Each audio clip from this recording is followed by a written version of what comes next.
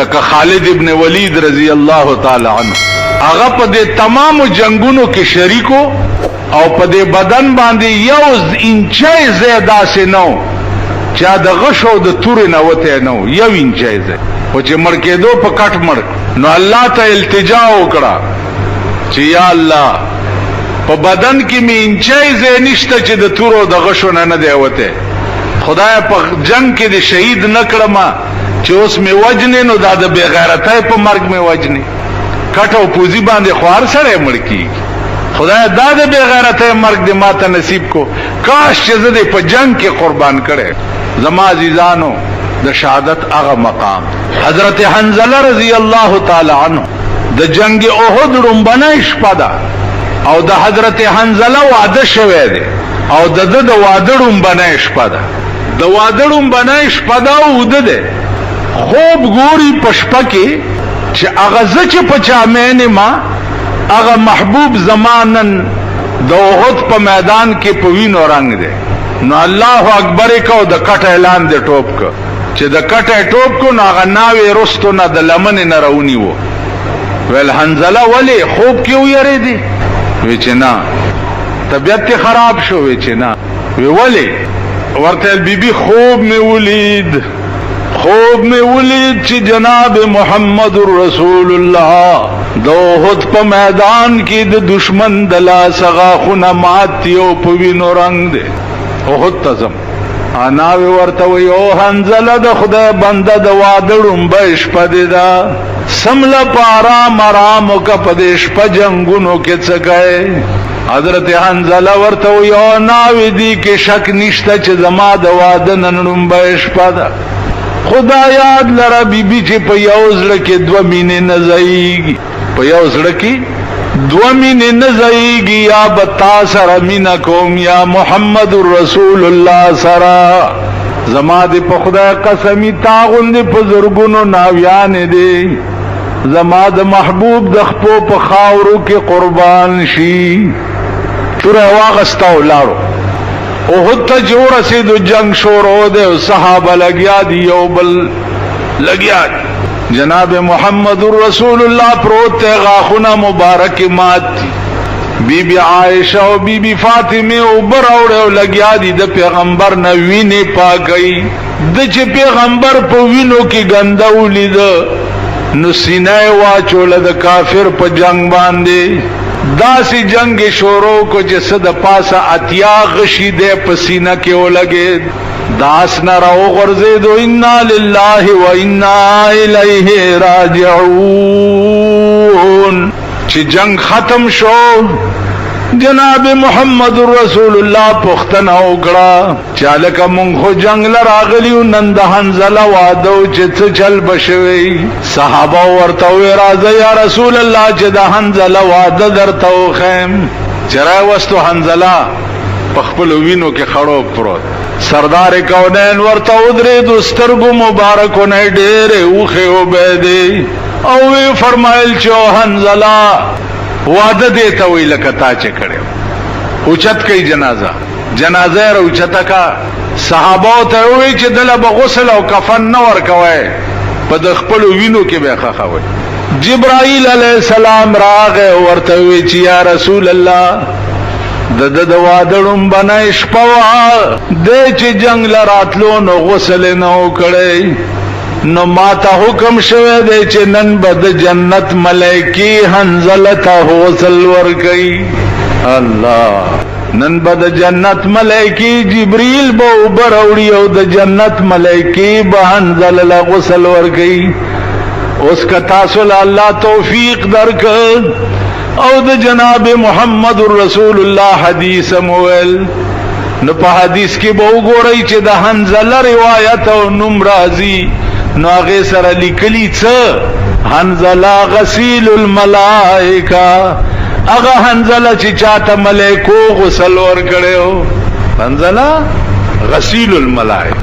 نو عزیزانو شهادت هغه مقام دی چې هغه غسل ورکول له ملائکه راځي. بیا نو دې میاشت کې لوی قربانی د اسلام شوه ده، لوی قربانی عظیم په 72 کسانو باندې د کربلا په میدان کې صرف په یو ټکی باندې جنگ شوه چې هغه قرآن چې زما په کور کې نازل شوه او زما د نیکه په کور کې نازل شوه دی. اے یزید ته دا هغه قرآن د دفعات او خلاف ورزی کې زستا بیعت کولو ته تیار نه. جنگ وکړه، خپل بال بچ ماشومان دا ټوله په قربان ک. یو تازه ماشوم شوه د کربلا په خیمو کې غیږ کې او په غوږ کې ورته بانګ وي، غش راغی او دا ماشوم په دې مرای کې ولګېدو. دلته ته امام حسین هغه وینې راواغسته او اسمان ته لړکې وی خدای ته ګوره چې ما د نن پیدا شوی ماشوم هم ستا په دین باندې قربان. نو عزیزانو دعا دا کوئ چې مونږ کې د هغه قربانه ماده خدای پیدا. برای نام مسلمانان مونږ یو، اسلام کوو، د اسلام نامالو، لیکن چرته چې د اسلام خلاف اډی دی په مونږ آبادی دي، کډم خانی دی په مونږ آبادی دي، کبه سکوپونه دی په مونږ آباد دي، کده آرامتوب مرکزونه دی په مونږ آباد دي. نو اسلامم کوو او د ډمتوب اډیم را باندې آبادی دي. نو دی وجنا او دو رنگی چھوڑ کر یک رنگ ہو جا، سراسر موم ہو یا سنگ ہو جا. دو رنگی مکوئے، منزونو تم روان شي التا بلیټونم کوي، منزونو تم روان شي التا جده په نشترحال کې ډمتوبونم ګوري، منزونو تم روان شي سینماګانو تم ځي، منزونو تم ځي، بلو پرنټونم چلاوي، بلو پرنټونم ګوري. نو دا دورنګی دا او د دورنګي اسلام چې ده دا منافقت ده او د منافقت سزا به د کافرو نه زیاتې. نو حاضر کړل شوی دو ترجمه علما وکړي. یا خدغه مړی ته شهید زکوي چې د مشهود له بالملائکه ده، دته د ساختو پټیم کې ملائک حاضر ولاړوي او د استقبال کوي او دا ورتوي چې تان قریب چډر زر جنت تروان. او یا مشهود له بالجنه، دته شهید زکوای چې د مشهود له بالجنه ده. او یا مشهود له بالجنه، دته شهید زکوای چې د مشهود له بالجنه ده. یعنی د زنکدن په وخت کې دته جنت حاضر وي. علماء وایي چې د چې څو وخت کې ساوزي نو دا وخت کې دته جنت حاضر وي مخامخ، او دا ورته وایي چې دا ستا ساوتل او دا د مقام دی په جنت کې. نو گویا شهید معنا دا مشهود له بالجنه یا مشهود له بالملائکه. شهید ته شهید زکوي چې په وخت د مرګ یا خودته ملائک حاضر وي او یا دته جنت حاضر. نو شهید په معنا د مشهود باندې د شهید معنا ده. او شهید چاته وای چې کوم قسم مړی هغه ته شهید وای. عزیزانو دې کې باس ډېر زیات ته، هغه تفصیل کې درته نظم خلند غوند معنا د شهید دادا چې شهید چاته وای من قتل بظلم، کم سړی چې په ظلم قتل کړي شي هغه ته شهید وای.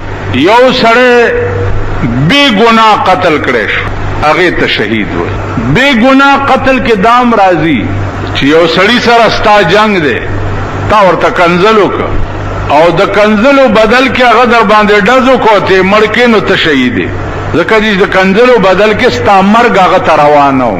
یا دې پکور ډاکر آله او تانه مال وړو او تو ور سره مقابله شوی او ته مړ کړې نو ته شهید دی. علی هذا القياس کم سړی چې په ظلم مړ کړي شي بغیر د قصاص نه چې د چا تا پورې مرګ نه او په ظلم مړ کړي شي دې سړی ته شهید ویل شي. اوس علما وايي چې شهید چې څوک په ظلم مړ کړي شي هغه سړی به لمبای نه، هغه به کفن نه ورچي، هغه ویني چې کومې په ده لګېدلې وي هغه به پاکوي نه، په مغه وینو کې ګندا، په مغه جامو کې خپل صادر به تتاو کی او خخ به کی. غسل او کفن چې دی دا به شهید ته نه ورکوي. ولی ځکه چې جناب رسول الله صلی الله علیه وسلم فرمایلی دي چې شهید چې څو وخت کې په قیامت کې راپاسي نو د دا ویني او د شهادت دا زخمونه چې دي دا به د مشک او د عنبر په شان خوشبوئی کوي. د دې به دومره عظیمه خوشبوئی وي چې ټول د قیامت هغه د حشر میدان به په معطر کی. اوس دا شهید چې څو وخت کې په قیامت کې خپل رتبه وګوري او د خپل مرتبه او خپل عزت وګوري نو دې به دا وایي چې یا الله کاش چې په دنیا کې زه ثم احیا ثم اقتل ثم احیا ثم اقتل ثم احیا ثم اقتل خدای چې زه ژوندی کېده او بیا قتل دی بیا ژوندی کېده بیا قتل دی بیا ژوندی کېده بیا قتل دی. یا الله چې زما ټول عمر پدې کې تیر وې چې ژوندی کېده او قتل دی ځکه چې د شهادت خو ډېر لوی مقام. علما وایي چې په دې ورځو کې امام حسین ته د شهادت رتبه ملاویدو کې لوی راز داو چې امام حسین د پیغمبر نوسیو او حقدار د نبوتو. نو نبوت چون کې پر رسول الله صلی الله علیه وسلم ختم شوه او نو الله هغه رتبه ولا ورکه چې په نبوت پسې اٹیچ دویمه رتبه ده. شهادت چې ده په نبوت پسې دویمه رتبه ده. نو د دې وجنه الله اهل بیت رسول ته رتبه د شهادت ورکړه چې په نبوت پسې لګیدل رتبه. نو زما عزیزانو حدیث کې راځي چې یو سړی چې د شپې سملی او دکیږي او دا دعا وکي چې خدای پاک ما چې مړکینو په دې خپل کټ پوزي مې ما مړکاوه. یا الله ما چې مړکې نو ما په جنگ کې د کافرو سره شهید کا پاغي کې مې مړکا. رسول الله صلی الله علیه وسلم فرمایي چې کدیش پکې دا سړی په خپل مرګ مړ شم الله به په قیامت کې د شهیدانو په ټولي کې خالی په دې نیت باندې خدا دا چې نیت صحیح وي. دا سه نیت نه لکه یو بوډای خزا دا مسله چرتا اورېدلې ونه د شپې چې سملاسته ول خدای ما په غزا کې شهیده کې نو په کلی کې د شپې ډزې شوې چې ډزې شوې نو دې په کړه کې خیال وکړو چې را تخکاری چې ډزې دیو اسنه چې په مونږ سوکراله وی یا الله د ماخام دوام چرته قبول نه کې مطلب چې شهیده مې نه کې چرته. نو نیت داسې نه نیت داسې حدیث کې راځي چې شهید چې ده دا یا په ګولای لګي یا په توره واله شي یا په غشي لګي. نو دا سړی د دې شهادت د ګولای لګېدو یا په توره د والو یا په غشي د لګېدو درد به سمري. اوس په ګولای چې سړی ولګي سمره درد کوي یا په توره سړی نه سر غوس کی یا په دې ملا وه یا په سینا وه. پیغمبر فرمایي صلی الله علیه وسلم چې شهید چې کومه ګولای باندې ولګي یا په کوم توره ولګي یا په کوم غشي ولګي د دې توره او د غشي او د ګولای درد دومره نه لکه سړی کې چې ازغې نه نوځي دا درد دومره نه. نو زما عزیزانو عرض میں داو چې شهادت په اسلام کې ډېر لوی مقام ډېر لوی مقام. دغه وجه وا چې دا مقام صحابه پسترګو لیدو نو دعا پیدا کولا او شوق پیداو